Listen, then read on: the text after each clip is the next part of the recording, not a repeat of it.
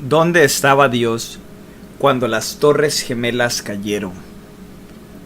¿Dónde estaba Dios el día después del 11 de septiembre del 2001, cuando sucedieron los ataques terroristas? Dios, ¿dónde estás? Esa era la pregunta de muchos. ¿Cómo les debíamos de responder? Ahora, dar esas respuestas deprisa nos llevan a dar respuestas erróneas. ¿Cuándo no puedes realmente dar una respuesta breve a preguntas profundas sobre el mal y el sufrimiento? El mal es el misterio más grande en la vida humana. El tiempo tal vez sea un rompecabezas. Nuestra conciencia humana es un rompecabezas. Pero ninguno de ellos nos agobia tanto como el desafío del mal, el problema del mal o la maldad. También es el problema más grande de nuestro tiempo. Esto dado que vivimos en el siglo más sanguinario de la historia humana. 1/3 de 1 billón de seres humanos han sido asesinados por otros seres humanos. Las preguntas que surgen son profundas, no solo por qué Dios lo permite, sino también preguntas como ¿qué dice esto sobre nosotros como seres humanos? ¿Por qué nosotros como especie nos asesinamos los unos a los otros? Este es un desafío muy grande. Yo creo que debemos de dar siempre respuestas honestas a preguntas honestas. Pero por supuesto, cuando se trata del mal, muchas personas no tienen preguntas honestas. Ellos simplemente usan el problema del mal, que realmente no les importa, para tratar de ganarle un argumento a las personas de fe. Es comúnmente dicho que el mal es la carta ganadora del ateísmo. Y debido al mal, o a la existencia del mal, simplemente no puedes creer. Aquí yo argumentaré algo muy diferente, pero es desde esa perspectiva de donde vienen las objeciones. Pero como siempre he dicho, debemos de dar respuestas honestas a preguntas honestas. Ahora, mi enfoque, y no quiero decir que lidio con este tipo de tema mecánicamente y que todos vamos a verlo de esta manera, pero lo que vamos a hacer es tratar y pensar en las preguntas a las que todos nos enfrentamos como seres humanos. No comenzamos como cristianos, judíos, ateos, musulmanes o cualquier otra religión. Comenzamos como seres en un mundo al que intentamos darle sentido. Permítanme analizar solamente algunas de las preguntas. Yo creo que hay 7 preguntas principales, pero no tenemos tiempo en esta lección para hablar de todas ellas. Permítanme cubrir algunas rápidamente y después enfocarme en una que creo que se encuentra en el corazón de la respuesta que necesitamos dar. El primer paso para reflexionar sobre esto es reconocer las fuentes de donde viene el mal y el sufrimiento en nuestras vidas.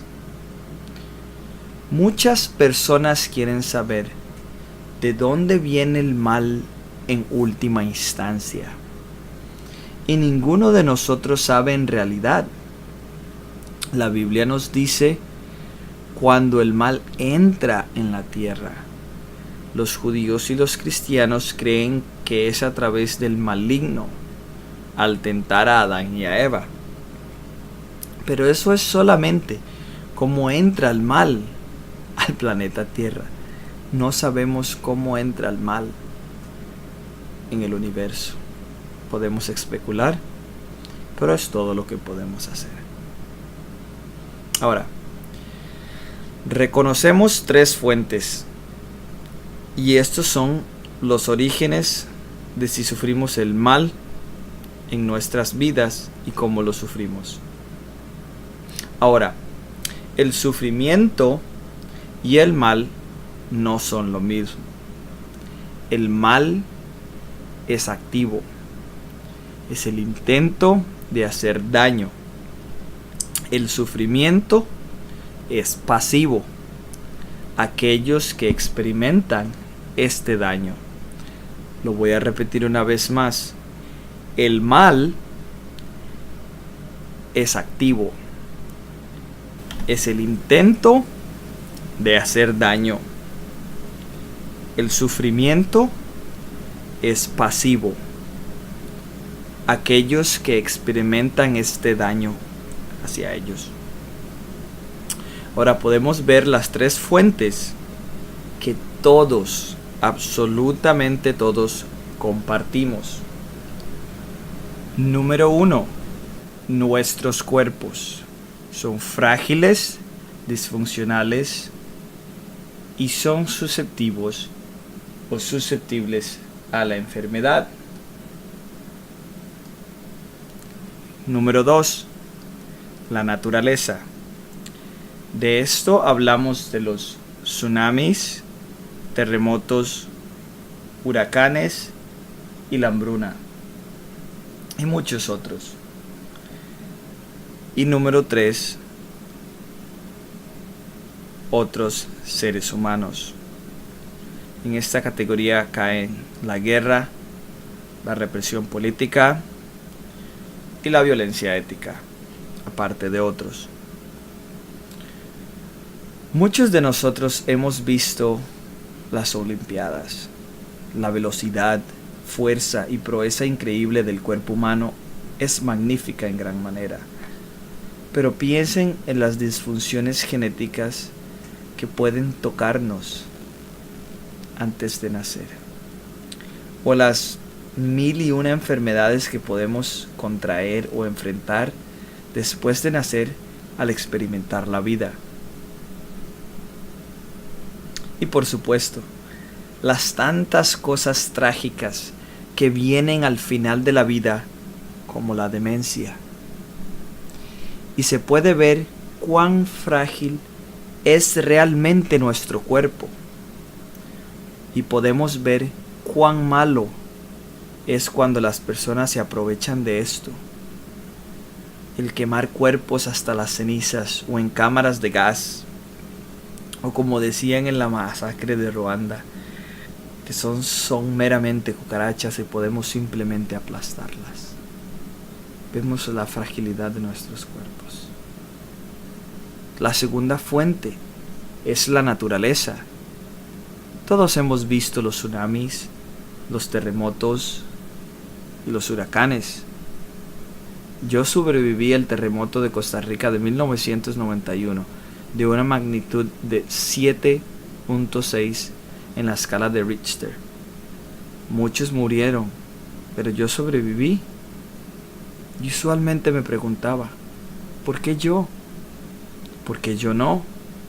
Otros murieron y yo viví.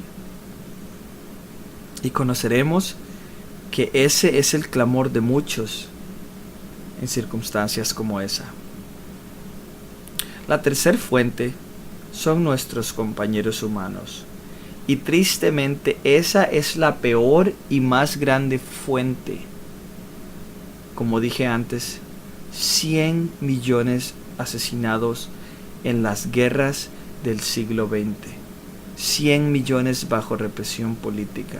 75 millones bajo Mao y un tercio de 100 millones bajo violencia étnica y sectaria. Como G.K. Chesterton dijo, hablamos sobre animales salvajes, pero el animal más salvaje es el hombre. Ahora, ese primer paso solo nos ayuda a ser realistas. Lo que muchas personas no son. Cualquiera de nosotros puede sufrir y todos, sin excepción, moriremos. El segundo paso va más profundo. Escucha las preguntas que surgen, pues cada sufrimiento es único. Se puede ver al mismo tiempo que fundamentalmente todo el sufrimiento que cualquiera pueda enfrentar alza preguntas instintivamente. ¿Por qué yo? En un momento estamos conformes y seguros con nuestra existencia, pero repentinamente, por cualquier razón, algo nos golpea y existe un nerviosismo e inseguridad. Por ejemplo, imagina 3 soldados que van hacia la colina en la guerra. 2 son asesinados instantáneamente por unos disparos. El tercero termina sin ninguna sola herida, a excepción de las pesadillas, este tormento psicológico. Y él se pregunta, ¿por qué ellos? ¿Y por qué no yo? Alexander Solzhenitsyn dice que millones murieron alrededor de él en el Gulag. Él vivió, porque ellos y él no. Estas preguntas nos acechan. La segunda pregunta es más profunda. ¿Dónde está Dios? Algo es tan irracional, tan injusto, que debe de haber una respuesta. Debe de haber alguien responsable. Así que el corazón clama, e incluso los ateos, quienes no creen en Dios, culpan a Dios en los tiempos donde se observa este tipo de mal supremo. Veamos. Stendhal dice, la única excusa para Dios es que no existe. Charles Baudelaire dice, si hay un Dios, seguramente es el diablo. Y Woody Allen dice lo siguiente, si Dios existe, espero que tenga una buena excusa. Pero por supuesto, para los cristianos, el clamor es mucho más grande. ¿Dónde está Dios? Fue el de Jesús mismo. Ahora sabemos que él estaba citando el Salmo 22, pero seguramente desde la agonía, abandono y desolación que había enfrentado. Fue una profunda realidad. ¿Por qué lo había abandonado? La tercera pregunta es, ¿cómo puedo soportarlo? Eso suena y es la pregunta más práctica. Nosotros queremos aferrarnos a una realidad, a una verdad que con el dolor nos lleve a través de la noche o del día. ¿Cómo puedo enfrentarlo? De hecho, esta es la más filosófica. Albert Camus solía decir que la primera pregunta de la filosofía debería ser ¿por qué no el suicidio? Él no estaba siendo depresivo. Lo que él estaba diciendo es que en el momento cuando parece estar oscuro y sin esperanza, ¿qué es lo que nos mantiene vivos? ¿Qué es lo que nos impide hacerlo? ¿Cuál es esa razón para la vida? Y si no sabes por qué no suicidarnos? Lo terrible era que en los campos de concentración de la Alemania nazi en Auschwitz, fueron los ateos intelectuales los que frecuentemente tomaban su propia vida. John Emery, Bruno Bethlehem y el más asombroso de todos, Primo Levi.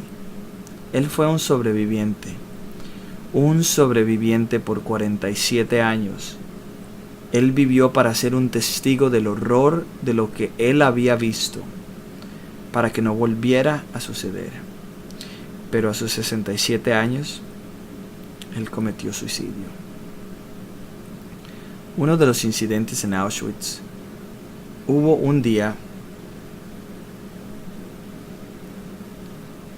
en el que estaba muy sediento y vio un témpano de hielo afuera en su celda. Él se estiró para agarrarlo para poder refrescarse, pero un guardia que lo vio destruyó este témpano de hielo en el suelo. Instintivamente él preguntó por qué lo había hecho, y el guardia contestó con una brutalidad fría: aquí no existe un porqué.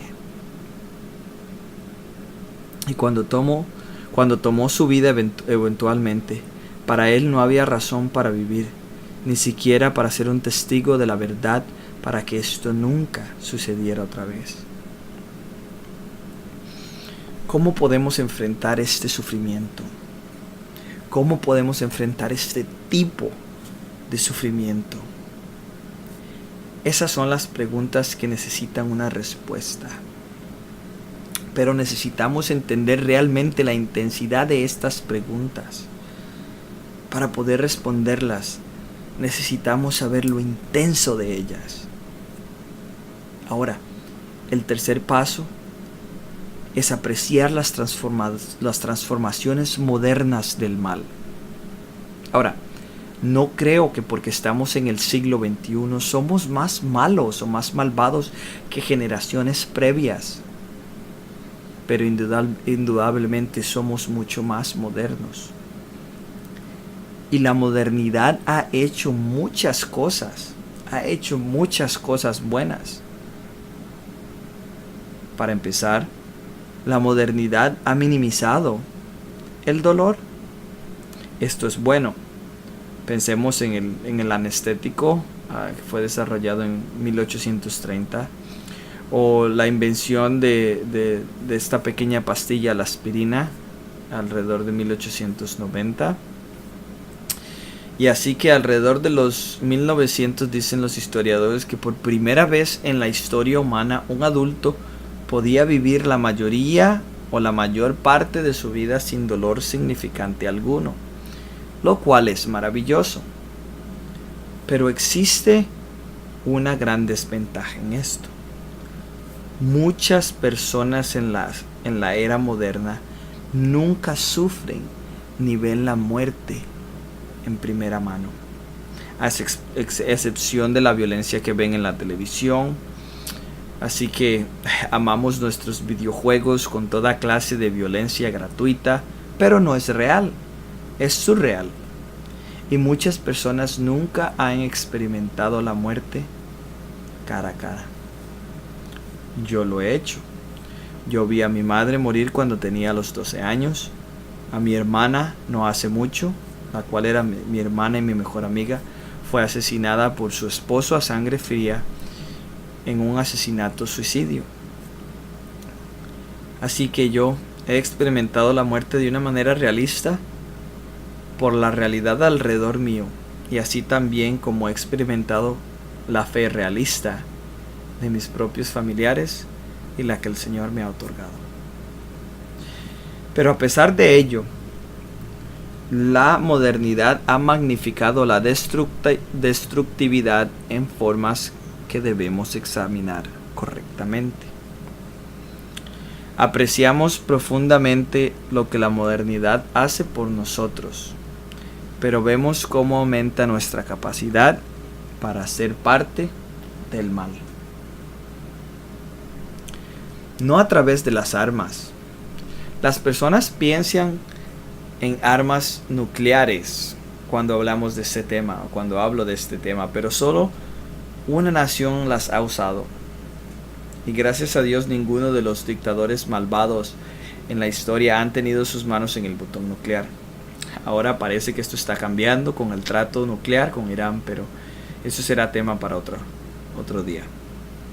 Así que no son las armas per se que estamos hablando, sino las cosas de la modernidad, la forma en que manejamos las compañías químicas, la forma en que controlamos fábricas de autos, esa manera automática de línea de ensamblaje. Esa es la forma exacta en la que Auschwitz fue dirigida. Así que hubo muchos, entre comillas, buenos alemanes que eran imparciales de todo lo que sucedía, que no estaban directamente conectados o eran directamente responsables, pero que ayudaron a que esto sucediera. Y como podemos ver, La modernidad ha magnificado el mal. Por ejemplo, lo único que tenemos que hacer es presionar un botón a 29.000 pies de altura en un avión bombardero y podemos destruir una ciudad completa. Estamos tan desprendidos y adormecidos de ello que difícilmente sentimos el significado moral de lo que estamos haciendo. Ese es el tercer paso: apreciar profundamente lo que la modernidad hace por nosotros y nuestra capacidad de ser parte de este mal. Pero es el cuarto paso en el que nos vamos a enfocar acá. Y eso es que necesitamos evaluar los diferentes marcos, filosofías de la vida, cosmovisiones, para lidiar con el mal. El mal y el sufrimiento son tan trascendentes que necesitamos interpretarlos por nosotros mismos para enfrentarlos adecuadamente. Ahora, algunas personas dirán que hay 1001 respuestas, 1001 religiones, 1001 filosofías, 1001 cosmovisiones en el mundo. ¿Cómo puede escoger a alguien? Pero para propósitos prácticos, sabemos que existen 3 familias grandes de fe.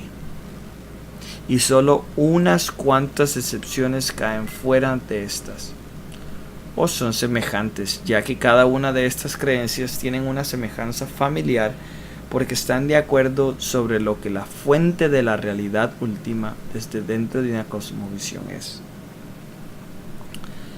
Ahora vamos a ver estas 3 familias y lo que estas 3 familias piensan sobre el mal. Veámoslos de esta manera. Número 1 son las creencias orientales. Número 2 son las creencias seculares. Y número 3 son las creencias abrahámicas.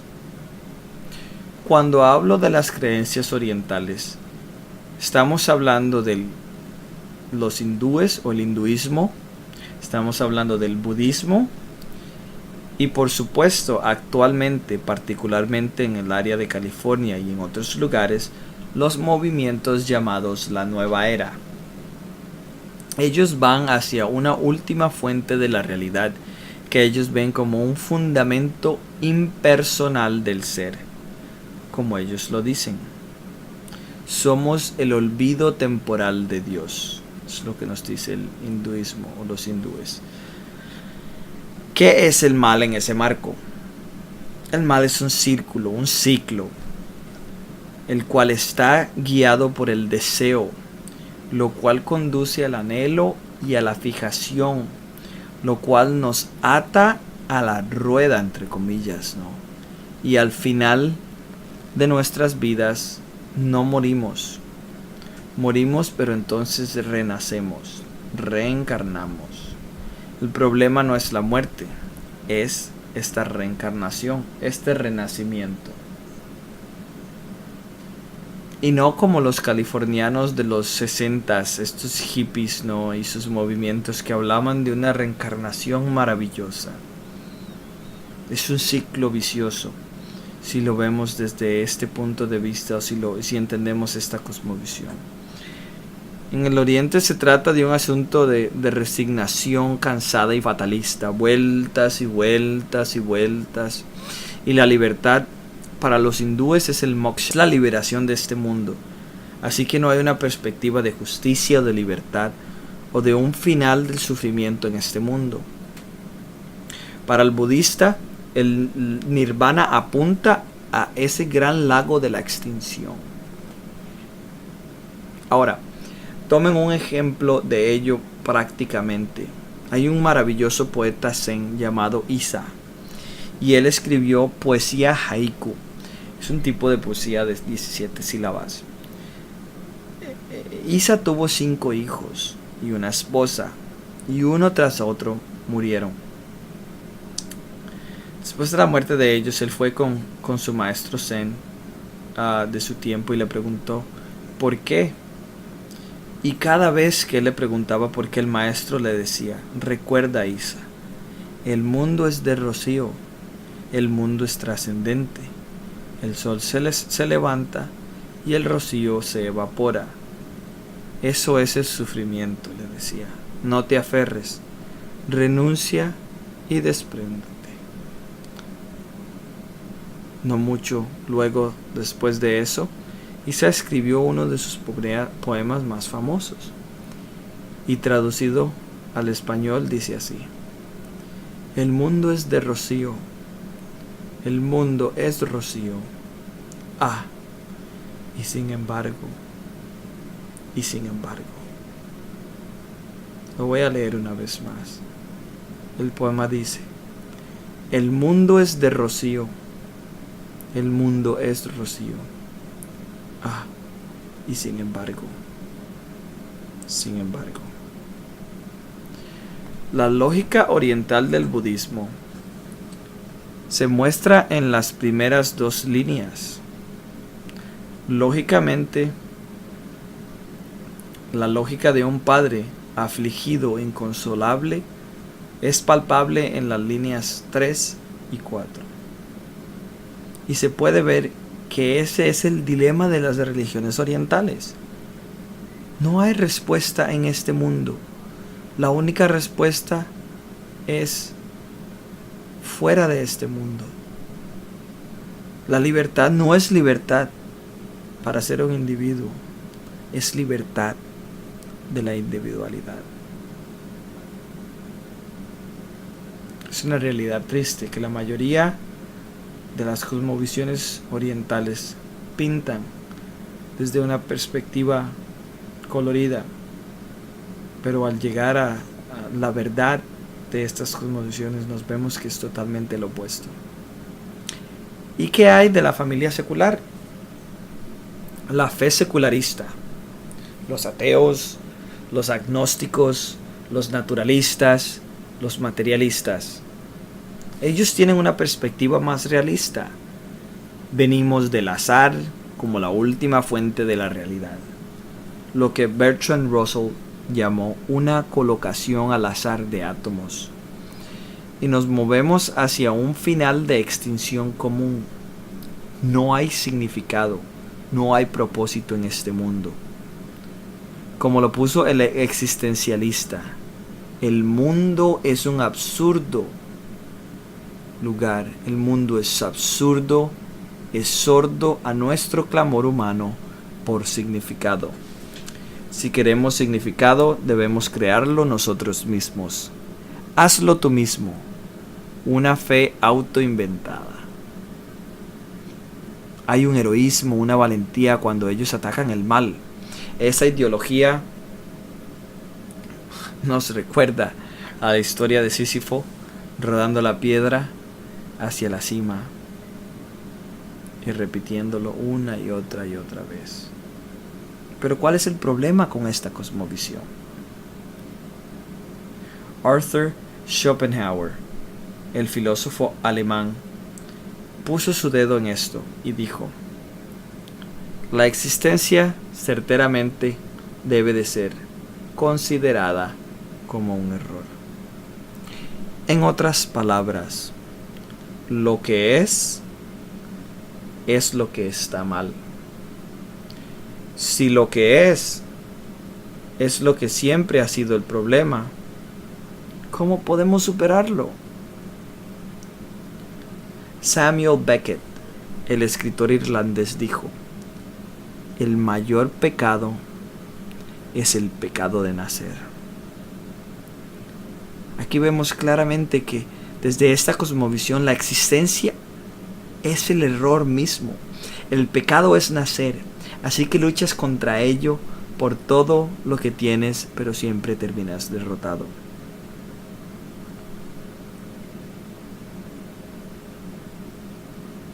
Si no hay Dios, desde una cosmovisión materialista, no se puede hablar del mal ni del bien, pues solo somos una colocación de átomos y estamos bailando en este universo donde todo es determinado.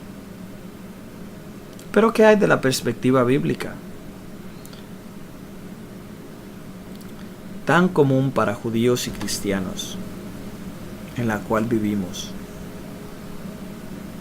Puedes dar muchas respuestas aquí, y muchas personas lo han hecho de una forma magnífica. Hay bastante literatura desde una perspectiva cristiana que lidia con el problema del mal. Pero debido al corto tiempo, permítanme verlo desde un solo ángulo. Uno de los desafíos para la fe es lo que se conoce como el trilema. Número 1, ¿cómo puede ser el mal malo?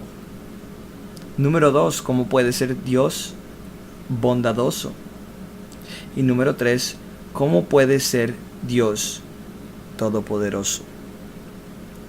A diferencia de un dilema con solo 2 cuernos, un trilema tiene 3. ¿Cómo reconcilias el mal, el poder y la bondad de Dios? La tentación de hacer esto, como lo hizo el rabino Harold Kushner, es negar uno de ellos. El mal es terriblemente malo, dice Kushner, al ver a su hijo adolescente muriendo de una enfermedad de envejecimiento avanzado. Él dice, Dios es completamente bueno, pero Dios no es todopoderoso. Y nosotros sabemos que eso simplemente no es bíblico. En la Biblia tienes a los 3 enfatizados. El mal es maligno, Dios es bueno y Dios es todopoderoso. Pero se les da un giro distinto que los convierte en un desafío a un alivio. No tenemos tiempo aquí para profundizar sobre todos ellos, pero permítanme ponerlo así y enfatizar que 1. El mal es malo. Sí, pero debió haber sido diferente. No se supone que sea así. En otras palabras, lo que es no es lo que una vez fue. Y no es lo que alguna vez será. Lo voy a repetir una vez más. Lo que es no es lo que una vez fue. Y no es lo que alguna vez será. Lo que es ahora es el resultado del pecado, la desobediencia y la caída. El pecado ha entrado como un intruso, como un destructor. Cuando nos enfurecemos contra el mal, asombrados por la agonía, estamos sintiendo, y deberíamos de hacerlo, la desarticulación de un mundo que debió haber sido diferente, un pacto roto. Algo salió terriblemente mal. Esta es la perspectiva bíblica. Vemos el hecho de que si lees el Evangelio de Juan en el capítulo 11, la historia de Jesús y la tumba de Lázaro es famosa porque incluye el versículo famoso, el más corto de la Biblia, donde dice que Jesús lloró, lo cual es usualmente una pregunta en las escuelas dominicales. Pero en realidad muchas personas no se dan cuenta que 3 veces se agrega algo. No solamente que Jesús lloró, y demos gracias a Dios de que lo hizo, sino que Jesús también estaba furiosamente airado. ¿Por qué? Porque Él hizo el mundo bueno. Él y el Padre dijeron que todo era bueno, muy bueno. Y ahora Jesús entra en el mundo y el mundo está quebrantado, está estropeado, está arruinado. No es lo que debería de ser. Y Jesús está furioso. y nosotros también podemos lamentarnos. Nunca deberíamos de estar enojados cuando no deberíamos estar enojados. Pero como la iglesia primitiva nos enseñó, cuando no deberíamos estar enojados, no lo debemos estar. Pero cuando deberíamos no estar enojados, cuando deberíamos de estar enojados, deberíamos de serlo. Cuando vemos cosas como abusos de niños, tráficos de mujeres, hay mucho de nuestro mundo que debía haber sido diferente. No se suponía que fuera así. Dios nos enseña esto, que vivimos en un mundo quebrantado debido a la caída. La segunda verdad: ¿es Dios totalmente bueno? La Biblia nos dice que sí. Y ningún otro Dios tiene las heridas para probarlo. Para los seguidores del camino judío, creo que la expresión más profunda de esto es en Isaías capítulo 53. El siervo que Dios envió es uno que llega, es torturado, es horrendamente desfigurado y morirá en el lugar del pueblo de Dios. Por supuesto, los seguidores de Cristo ven esto cumplido en la vida de el Mesías, nuestro Señor Jesús. Y la cruz siempre ha sido la cosa que ancla la bondad de Dios al que le importamos, el que viene, el que sufre y el que muere por nosotros. Veamos que muchas personas que tienen conflicto con el problema del mal han encontrado satisfacción aquí. Por ejemplo, Dostoyevsky. Él llegó a la fe, como él dice, a través del infierno de la duda. Y el momento crucial para él fueron 4 horas observando la pintura llamada El descendimiento de Cristo de la cruz. En otras palabras, cuando bajaron el cuerpo de Jesús en la cruz. Él lo escribe así en Los Hermanos Karamazov. Él dice: no sé la respuesta al problema del mal, pero sí conozco el amor.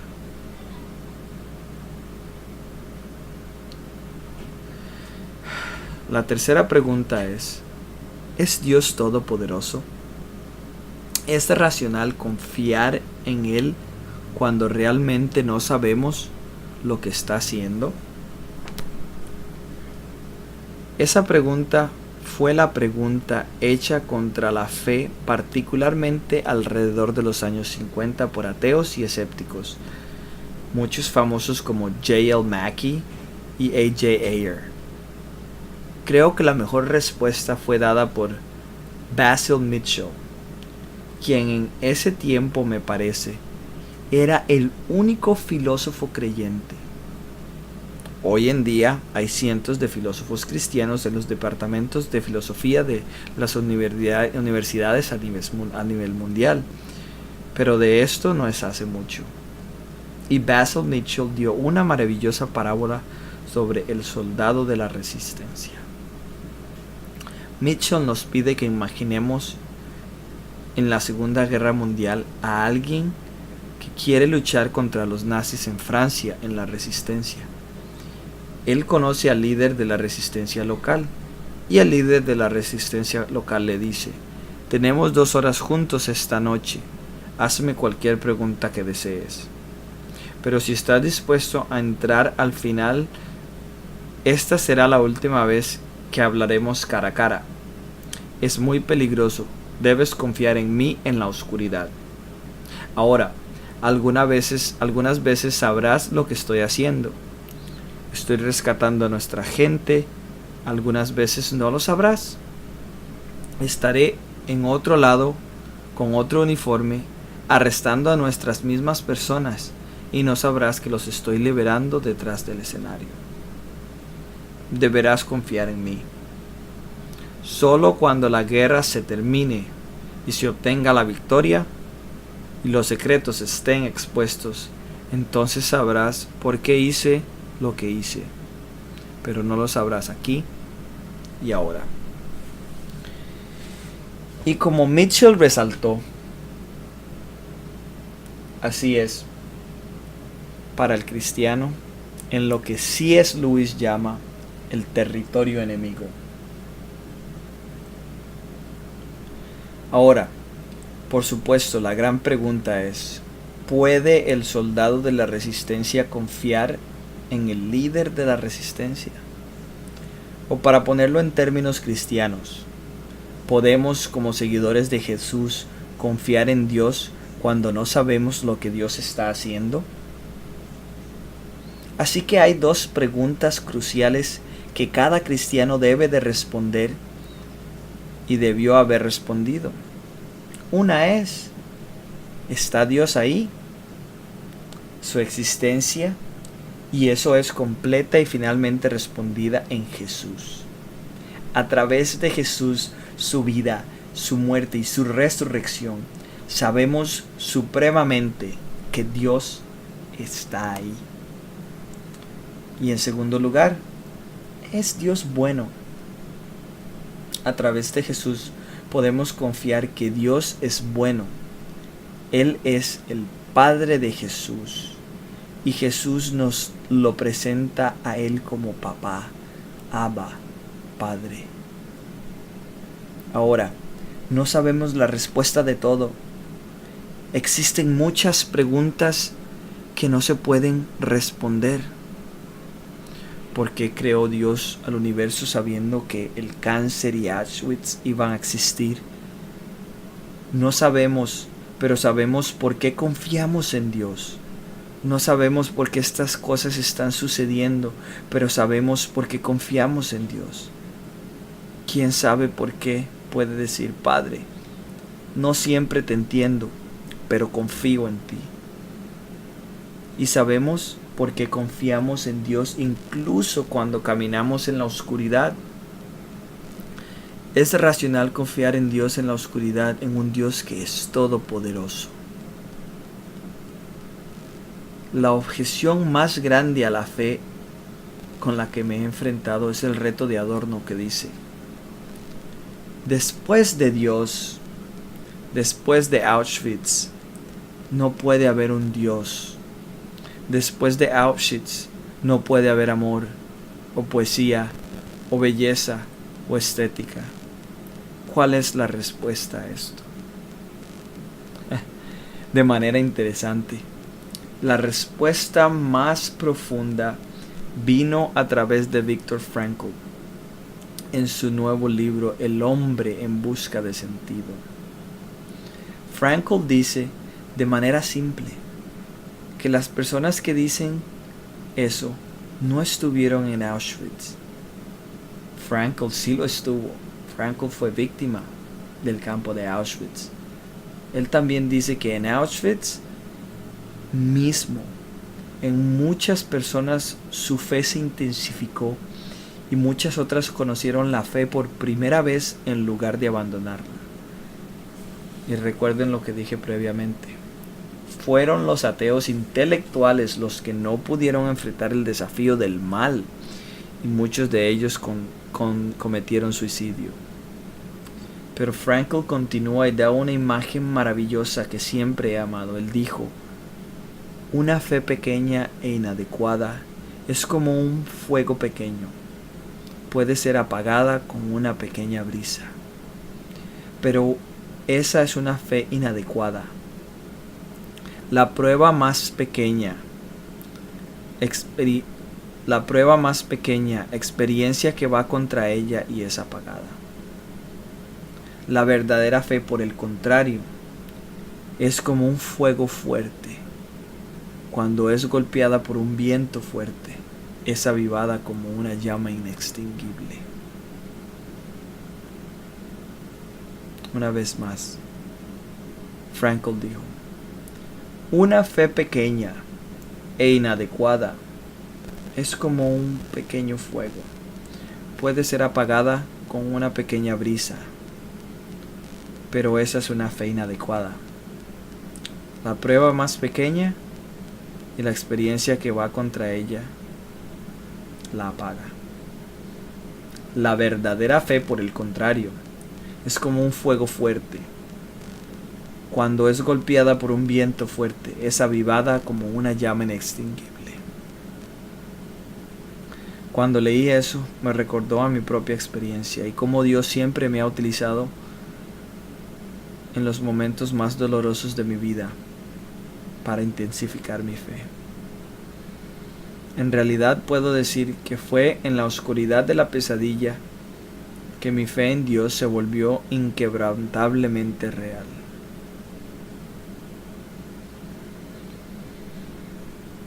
¿Es el mal la roca del ateísmo? No, está muy lejos de serlo. El ateísmo fracasa cuando se trata de ver al mal a los ojos. Y yo diría, de lo profundo de mi corazón, que es la fe cristiana, es la que tiene la verdad y una exactitud que le hace capaz de ver el mal a los ojos, pero con una mano en la mano de Dios, y resulta más profunda de lo que había sido antes.